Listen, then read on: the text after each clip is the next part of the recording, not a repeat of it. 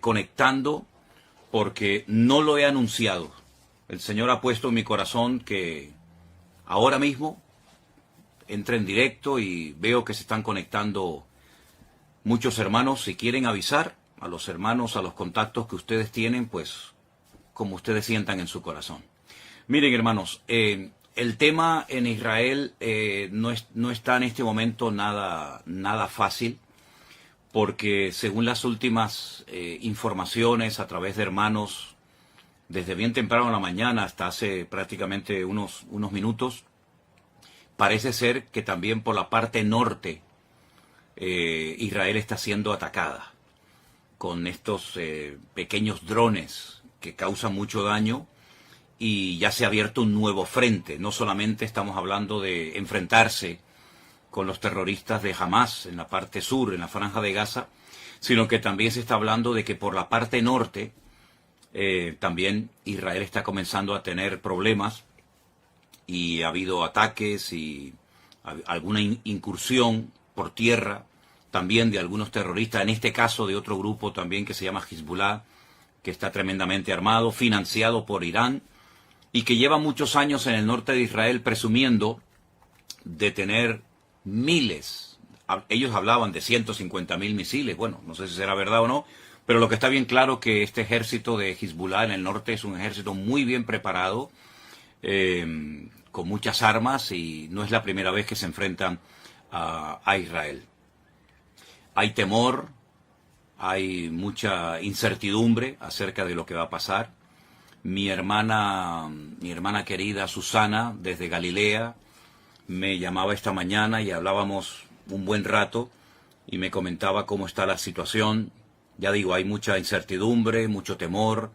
300.000 personas que forman parte de la, digamos, de la reserva, personas que han estado en el ejército, pero que han vuelto a ser llamados para apoyar a los que están allí combatiendo, han sido llamados.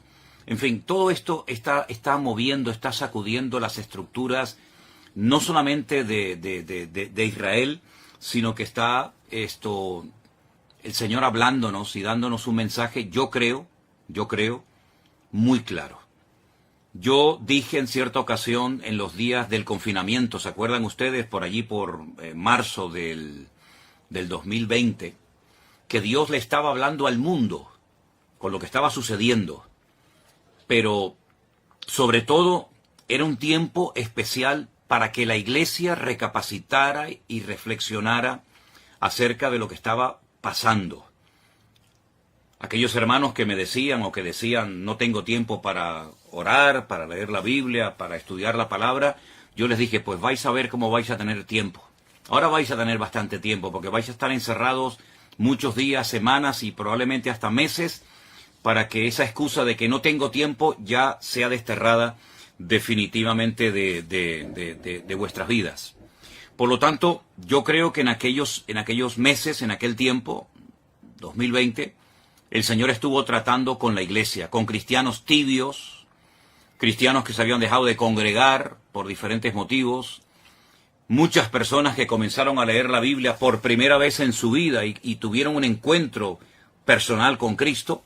Y bueno, y de aquellos días, de aquella temporada, surgió lo que todos conocemos como la iglesia virtual, formada por centenares y centenares de hermanos de todas partes del mundo que se acercaron al Señor, gente que se entregó a Cristo en aquellos días, y nació la iglesia virtual, que hasta el día de hoy pues sigue siendo un instrumento tremendamente poderoso en las manos del Señor, y ahí surgieron iglesias y obreros y lugares de culto y tantas cosas que podríamos mencionar. Ahora el tiempo es diferente. Ahora nosotros, por lo menos en esta parte del mundo, no estamos encerrados, pero sí están encerrados en sus hogares los habitantes de Israel, que no pueden salir a las calles, no pueden ir los chicos a estudiar a la escuela, no pueden las personas ir a trabajar a sus trabajos, porque el país está en guerra. Pero yo siempre también he dicho, y solamente lo recuerdo, que lo natural es un reflejo de lo espiritual. Repito, lo natural es un reflejo de lo espiritual. ¿Qué está pasando en lo natural? Cosas terribles. Hemos visto imágenes que nos han dejado a todos con los pelos de punta, y otras muchas que no hemos querido publicar. Y todo esto, la pregunta es, ¿Dios lo ha permitido, sí o no? ¿O es que aquí el diablo puede hacer lo que le da la gana, cuando le dé la gana y cuando quiera y donde quiera? Yo creo que el que controla la historia, el que quita y pone reyes, el que permite o impide cosas es nuestro Dios. Y el diablo no puede hacer nada sin permiso de Dios. Siempre recuerden eso. El diablo no puede hacer nada sin permiso de Dios. ¿Se acuerdan cuando el endemoniado Gadareno, los demonios que habitaban en él, le pidieron permiso al Señor para entrar en aquella piara, en aquel hato de cerdo? ¿Se acuerdan ustedes? Bueno, pues ahí tienen un ejemplo. El diablo está sometido a Dios. Libro de Job, léanlo detenidamente, léanlo tranquilamente, y se van a dar cuenta que Satanás actuaba hasta donde el Señor le permitía actuar, porque el diablo no es un ser, digamos, autónomo, que pueda hacer lo que le dé la gana, sin darle cuentas a nadie, ni muchísimo menos. El diablo es un ser que tiene que estar sometido a Dios, le guste o no, porque Dios es el que permite, el que impide, el que autoriza, el que abre o el que cierra. Y en esta ocasión, Dios ha permitido todo lo que ha sucedido. Claro, algunos dirán, bueno, pero yo no creo en eso. Es que, lo he dicho muchas veces, lo que usted crea o lo que usted opine no va a cambiar la esencia de Dios. Y Dios tiene todo el permiso y toda la autoridad para hacer lo que quiera y cuando quiera, cuantas veces le dé la gana, porque para eso es Dios. Y no está sujeto a leyes humanas ni a ningún tipo de limitaciones. Él es Dios soberano, Rey de toda la tierra es de Dios y su plenitud, y por lo tanto, cuando Él permite algo es porque es necesario que eso que sucede haya sucedido de esa manera.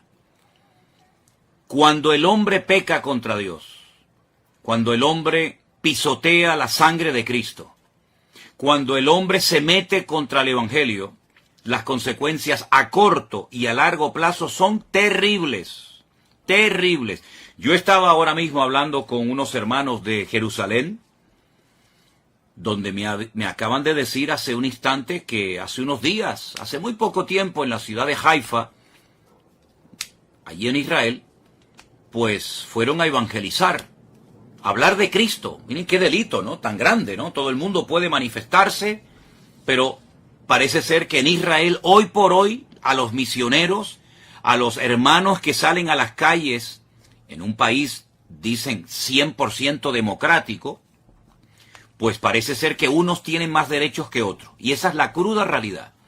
Yo he visto cómo a personas en Jerusalén se les ha escupido, se han quemado nuevos testamentos, se les ha perseguido, se les ha criticado, se los ha expulsado de zonas porque son cristianos, son enemigos, ¿verdad? Y hay que expulsarlos.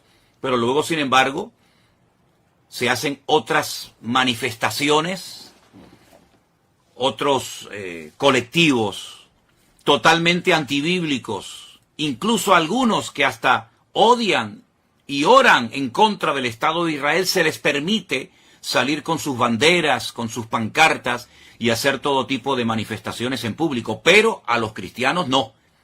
A los cristianos no se les permite evangelizar. Y si no, inténtelo. Si no me cree, haga usted la prueba. Coja mañana tratados, folletos, Biblias, Nuevo Testamento. Váyase, por ejemplo, a Jerusalén y póngase donde usted quiera.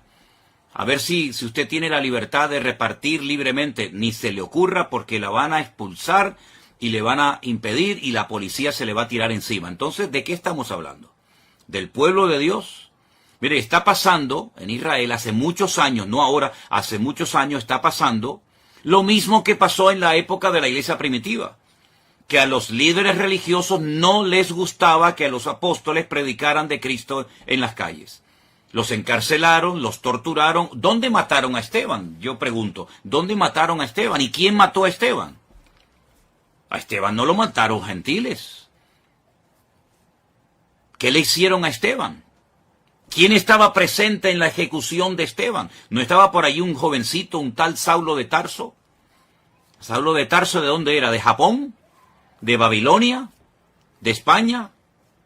¿De dónde era Saulo de Tarso? ¿De dónde eran los que apedrearon a Pablo? ¿Quiénes eran los que le impedían a los apóstoles predicar el evangelio libremente en la ciudad de Jerusalén? ¿Quiénes eran? Ustedes saben la respuesta, está en el libro de los Hechos, solamente es cuestión de leer la Biblia. Entonces es exactamente lo mismo, pero ya no estamos en el siglo I, estamos ahora ya en el año 2023 y todavía en Israel está prohibido evangelizar.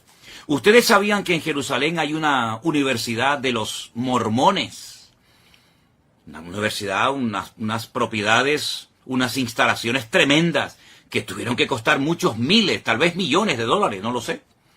Bueno, se les permitió hacer eso en Jerusalén con la condición de que no evangelizaran. Porque ustedes saben perfectamente que los mormones salen por ahí a repartir sus folletos, a evangelizar. Bueno, no lo pueden hacer, no lo pueden hacer. Entonces, no me vengan a mí ahora que Dios tiene que respaldar y tiene que bendecir y tiene que apoyar a un pueblo que prohíbe la predicación del evangelio, que prohíbe la predicación del Mesías en el cual creemos los cristianos. Nadie está obligado a creer en el Mesías de los cristianos, nadie está obligado, pero se supone que en un país libre, en un país democrático, uno puede hablar de lo que quiera, se supone.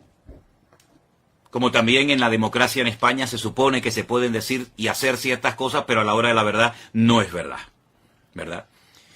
Entonces, mis queridos hermanos, eso por una parte. Por otra parte, ¿en quién se está poniendo mayoritariamente? No digo en toda la población, pero ¿en quién se está poniendo fundamentalmente la confianza en este momento, en medio de este conflicto por parte de muchos habitantes de Israel?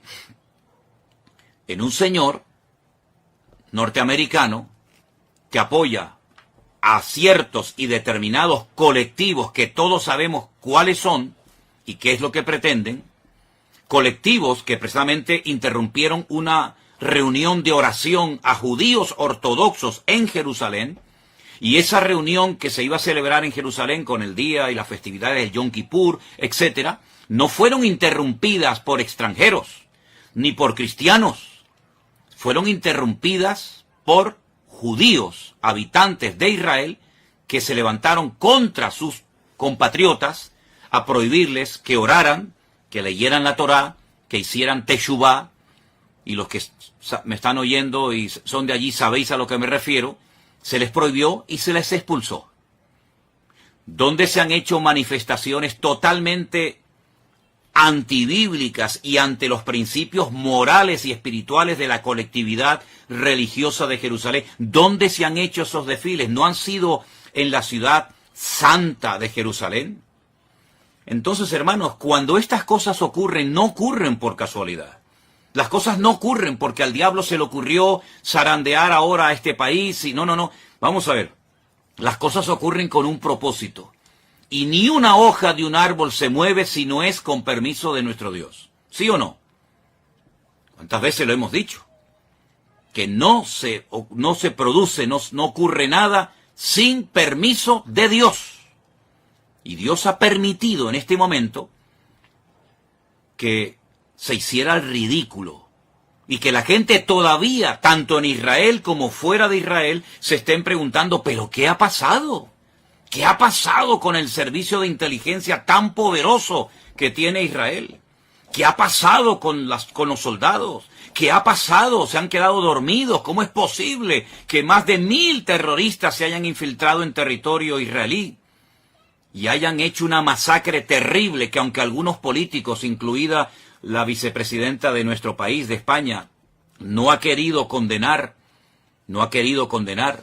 y otros tantos políticos en su hipocresía y en su populismo, ¿verdad? Pues esto ha sido algo terrible. Esto me recordaba a mí a los tiempos bíblicos, cuando se peleaba contra filisteos y amorreos y aquellas matanzas y aquellas cosas terribles que nos cuenta la historia. Pues lo hemos visto hace unos días en televisión, como centenares de personas corrían despavoridas como conejos asustados por el desierto del sur de Israel y eran como presas de caza disparándoles a discreción, a diestra y a siniestra, y hemos visto cosas que ni siquiera quiero mencionar. Hermanos queridos, ¿es que acaso Dios se ha dormido? ¿Es que acaso Dios se ha olvidado de su pueblo? ¿Es que acaso Dios ya no recuerda sus promesas y sus pactos? Claro que los recuerda. El problema no es que Dios se ha olvidado de su pueblo. El problema es que su pueblo se ha olvidado de su Dios. Esa es la realidad.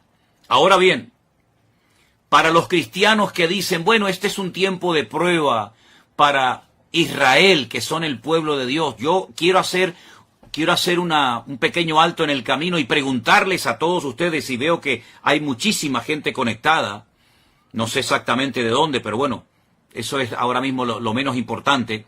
Yo les hago una pregunta. ¿Conocen ustedes ese versículo del Nuevo Testamento? No del Antiguo Testamento, del Nuevo Testamento que leen millones de cristianos todos los días, pastores, evangelistas, maestros, etcétera. Ese versículo que dice, vosotros sois real sacerdocio, pueblo santo, adquirido por Dios. ¿Se acuerdan de ese versículo? ¿Saben, verdad? ¿Dónde está? Y todo, ¿verdad? Vosotros que no erais pueblo, ahora sois pueblo de Dios, real sacerdocio, nación santa, pueblo adquirido por Dios para que anunciéis las virtudes de aquel que os llamó de las tinieblas a su luz admirable. Entonces, mi pregunta es, ¿somos los cristianos pueblo de Dios? ¿Sí o no? Respóndanme ustedes, que yo estoy viendo ahí cómo están escribiendo muchas personas. ¿Somos los cristianos, vuelvo a preguntar, ¿somos los cristianos pueblo de Dios o no somos pueblo de Dios? ¿O el único pueblo de Dios que existe sobre la faz de la tierra se llama Israel? Y nosotros, entonces, si no somos pueblo de Dios, ¿qué somos entonces, hermanos? ¿Qué somos entonces? Si no somos pueblo de Dios, somos otro pueblo diferente. Dios tiene entonces dos pueblos, uno judío y uno gentil. O Dios tiene un solo pueblo, y a ese único pueblo pertenecen judíos, españoles, japoneses, americanos, latinos. Dios tiene un solo pueblo.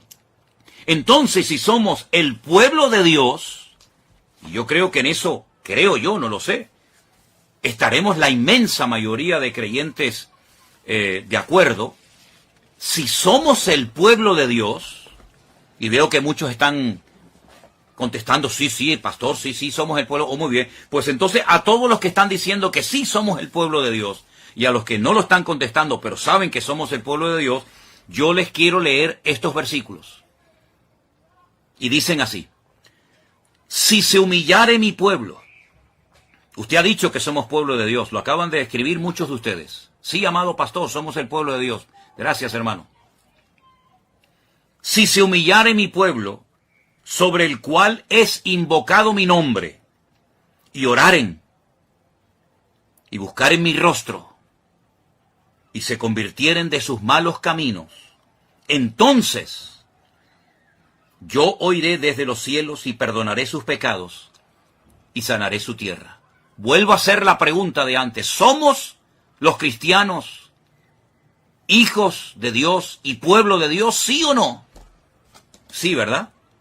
Pues entonces, ¿qué estamos esperando para, como pueblo de Dios, humillarnos, invocar su nombre, orar, buscar su rostro, convertirnos de nuestros malos caminos, dejarlos a un lado? ¿Qué estamos esperando, hermanos queridos? Sí, ya veo que saben el versículo dónde está y todo. Segunda de Crónicas 7:14, efectivamente, ese es, mi hermana Mónica. Segunda de Crónicas 7:14. Pues si somos el pueblo de Dios, seamos coherentes con lo que decimos. Porque es una incongruencia decir somos pueblo de Dios para lo que nos interesa. Y ahora que está viniendo la hora de prueba a todas las naciones de la tierra, decir no, eso ahora es para los judíos. Entonces, ¿en qué quedamos? ¿Somos o no somos el pueblo de Dios? No seamos hipócritas. No seamos fariseos.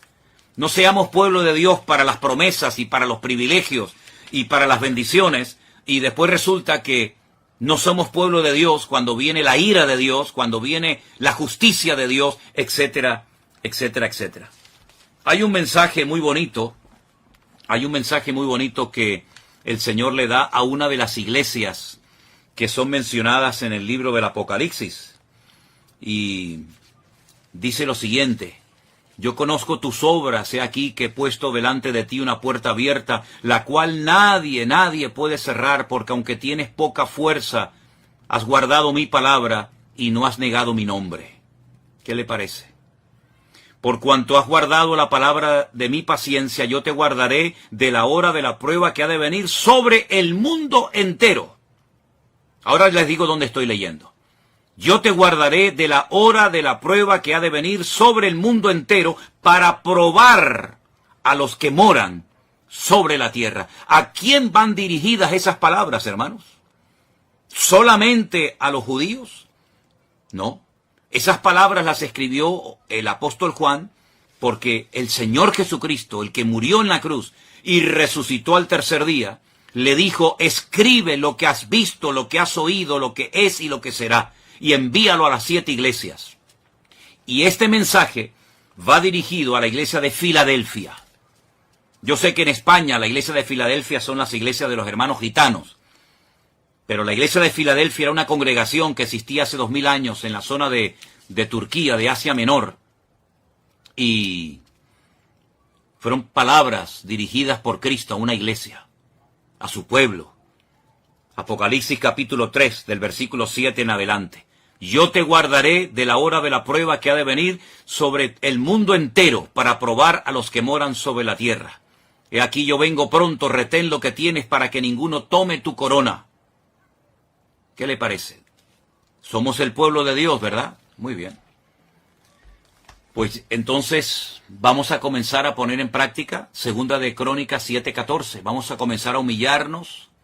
Vamos a dejarnos ya de perder el tiempo. Vamos a dejarnos de utilizar las redes sociales para tonterías. Y vamos a utilizar todos los recursos y medios habidos y por haber que el Señor ponga a nuestro alcance para predicar la palabra de Dios, la sana doctrina, lo que Cristo quiere que prediquemos, y no perdamos el tiempo en aquellas cosas que no edifican y que no son de Dios. Pueblo de Dios es aquel hombre y aquella mujer, da igual si es judío, japonés, coreano, español o latino, da igual. Pueblo de Dios es todo aquel hombre y toda aquella mujer que ha sido, voy a utilizar un término bíblico, lavado, comprado, redimido por la sangre de Jesucristo. Esos son el pueblo de Dios. Dios no le va a pedir la nacionalidad o el pasaporte a nadie. Pueblo de Dios somos aquellos hombres y mujeres que hemos abrazado a Cristo, hemos creído en Él y lo hemos hecho nuestro Señor, nuestra cobertura y nuestra autoridad. Por eso cuando yo veo al pueblo de Israel casi rogándole, suplicándole al señor Biden, al señor de los Estados Unidos, que el pobrecito ya no sé ni cómo se puede mantener en pie. Por favor, ayúdennos, no nos abandonen, no nos dejen solos. Y vemos al señor Biden saliendo y diciendo: no les vamos a dejar solos, aquí estamos nosotros. Miren, escúchenme una cosa, si no claman ahora al Dios de Israel, los que viven allí, los que necesitan ver una manifestación poderosa del poder de Dios, si no claman a Dios, sino que se refugian y miran al tío Sam y miran a América, cuando termine esta guerra, que va a terminar, por supuesto, y que Dios la va a ganar, y que Dios la va a ganar, ¿quién se va a llevar la gloria? ¿Dios? ¿O los que ayudaron al pueblo de Israel? Porque que yo sepa, el señor Biden tiene de cristiano lo que yo tengo de obispo católico. Yo soy más obispo católico, hablando, bromeando, que el señor Biden de cristiano. El señor Biden de cristiano no tiene nada, nada, nada. Lo que apoya el señor Biden es antibíblico. Y ahora poner la confianza en el todopoderoso tío Sam, creyendo que ellos le van a salvar. Qué error histórico tan grande está volviendo a cometer, y con todo el dolor de mi alma tengo que decir, qué dolor tan grande me produce que el pueblo de Israel, el pueblo de la Biblia, el pueblo de las promesas, el pueblo de los apóstoles, el pueblo del Mesías verdadero, el pueblo de los profetas, tenga que mirar al hombre, cuando la palabra de Dios dice: maldito el hombre que confía en el hombre. Más bienaventurado el hombre que confía, o el pueblo que confía en el Señor Dios Todopoderoso. Miren, yo les voy a pedir a los que quieran un favor.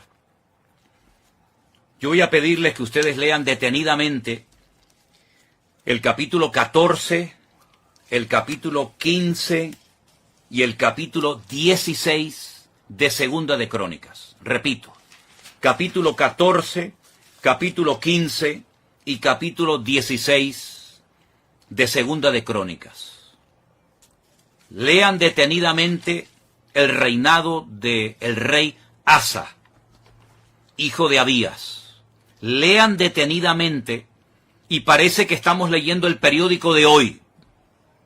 Yo voy a hablar, Dios mediante, el domingo, en el culto que vamos a retransmitir por la tarde desde nuestra iglesia aquí en Santa Cruz de Tenerife. Voy a hablar de estos capítulos y de este personaje, porque se vuelve otra vez a repetir la historia. Mira, cuando un creyente, pastor, profeta, evangelista, me da igual, porque usted sabe que hoy en día hay algunos en el ministerio que si no dicen lo que son, el doctor, el apóstol, como que se sienten mal, porque su identidad no se la da Cristo, su identidad se la da el cargo, su identidad se la da lo que hacen. Soy el presidente de la denominación tal, soy el director. Bueno, ustedes saben que siempre hay este tipo de personas. Mire, si esas personas con cargos, con autoridad, confían más en el poder de su denominación, o tienen más confianza en su economía, en su patrimonio, que en Dios, están totalmente perdidos. Están totalmente ciegos. Y mucha parte del pueblo de Dios, y ya les he dicho quién es el pueblo de Dios, y si no, dele para atrás cuando termine esta intervención que estoy haciendo en esta tarde, cuando usted se pregunta en quién estoy poniendo mi confianza, pues, ¿en quién? Es quién estamos poniendo nuestra confianza. ¿En Dios? ¿En su palabra? ¿En sus promesas? ¿En los hombres? Mire, solamente le voy a leer un versículo de Segunda de Crónicas 14:11. Escúchelo bien. Oh Señor, para ti no hay diferencia. No hay diferencia alguna en dar ayuda al poderoso o al que no tiene fuerzas. Ayúdanos, oh Señor Dios nuestro, porque en ti nos apoyamos y en tu nombre venimos contra este ejército. Oh eterno Dios, tú eres nuestro Dios, que no prevalezca contra ti el hombre. Segunda de Crónicas, capítulo 14, verso 11. Ay, Señor, bendito sea tu nombre, si ahora mismo el representante de Israel, sus ministros, etcétera, sus líderes políticos y religiosos, hicieran en público en los canales de televisión, que pueden hacerlo sin ningún problema. Ahora mismo llaman a los distintos canales de televisión, mensaje nacional, proclamación de ayuno y de oración. Y voy a hacer la oración bíblica que hizo el rey Asa en un momento de su vida, antes de que se torciera. Oh Señor, para ti no hay diferencia alguna en dar ayuda al poderoso o al que no tiene fuerza. Ayúdanos, Señor Dios nuestro, porque en ti nos apoyamos. Hoy no puede decir eso Israel. Hoy no lo puede decir. No se están apoyando en el Dios de Israel. Se están apoyando en otras cosas, en otras personas. Maldito el hombre que confía en el hombre. Bueno, pues, si hicieran esta oración desde lo más profundo de su corazón, el problema ya está resuelto. Ya estaría resuelto en 5 minutos. Se acabó.